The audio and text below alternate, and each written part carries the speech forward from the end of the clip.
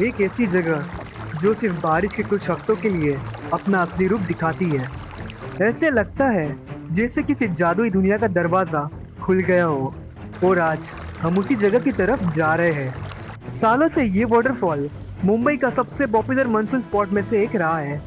लोग कहते हैं ये मुंबई का सेफ और इजी एक्सेसिबल वाटरफॉल में से एक है। लेकिन क्या ये सच में सेफ है? Let's find out.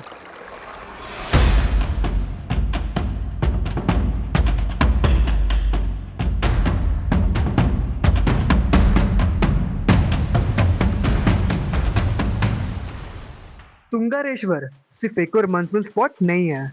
ये तुंगारेश्वर वाइल्ड लाइफ सेंचुरी के बीचों बीच बसा हुआ एक प्रोटेक्टेड फॉरेस्ट जो संजय गांधी नेशनल पार्क के ग्रीन बेल्ट का हिस्सा माना जाता है। और इसी घने जंगलों के बीच महादेव का एक प्राचीन मंदिर है। मंदिर के पास से बहने वाली ये नदी जैसे मानसून आती है एक नहीं बल्कि कई खूबसूरत वाटरफॉल में बदल जाती है। सालों से ये जगह हजारों भक्तों और नेचर लवर्स को अपनी तरफ खींच लाती है। यही वजह है कि तुंगारेश्वर मुंबई के पास उन कम जगहों में से एक है जहाँ नेचर और स्पिरिचुअलिटी दोनों का एक अलग ही एहसास होता है।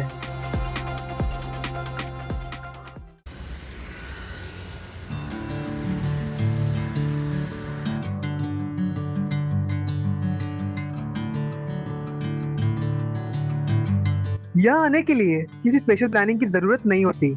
बस बसई ईस्ट पहुंच जाओ, वहां से तुंगारेश्वर के लिए शेयर ऑटो या बसेस आसानी से मिल जाती है। और देखते ही देखते सिर्फ 1 घंटे के अंदर शहर की भीड़ से निकलकर तुम इस शांत जंगल के बीच खड़े होते हो।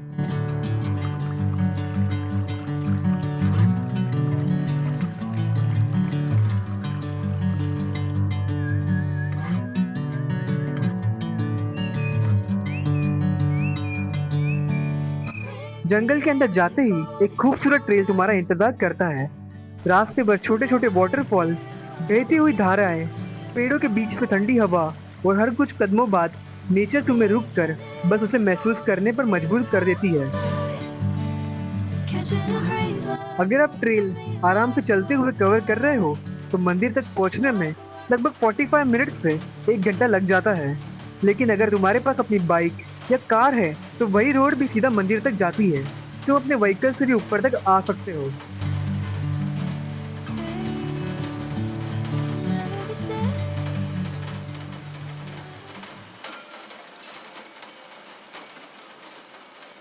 माना जाता है कि कभी इस पहाड़ी पर तुंगा नाम का एक राक्षस रहता था और उसका वध करने के लिए भगवान परशुराम यहाँ आए थे।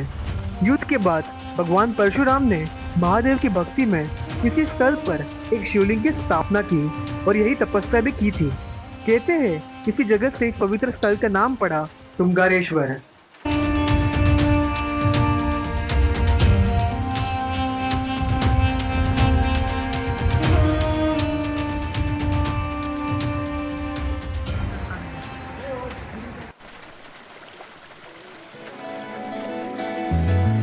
वाटरफॉल तक पहुंचने से पहले मैंने यहाँ के लोगों से पूछा और पता चला कि वहां तक जाने के लिए 2 रास्ते हैं। एक रास्ता सीधा पानी के बीच से जाता है और दूसरा उसके साइड से निकलता हुआ ट्रेल।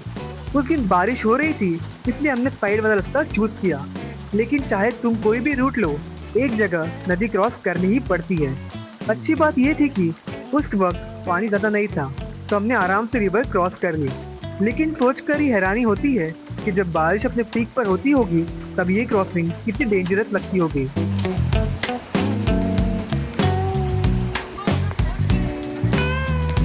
और बस यहाँ से 3 से 5 मिनट की वॉकिंग पर आप पहुंच जाओगे तुंगारेश्वर वाटरफॉल के सामने।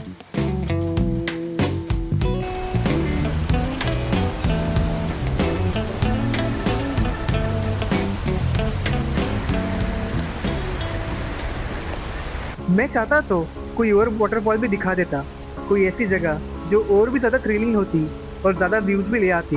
लेकिन एक बात मुझे हमेशा याद रहती है, मेरे वीडियोस सिर्फ बड़े लोग ही नहीं देखते, बहुत सारे बच्चे और यंग व्यूवर्स भी देखते हैं। और जब वो ऐसी जगह को देखते हैं तो नेचुरली उनका भी यहाँ आने का मन करता है। लेकिन जो चीज़ वीडियो में हमेशा दिखाई नहीं देती वो है मानसून की असली ताकत। ये वाटरफॉल जितना शांत और खूबसूरत दिखता है उतना हमेशा नहीं होता।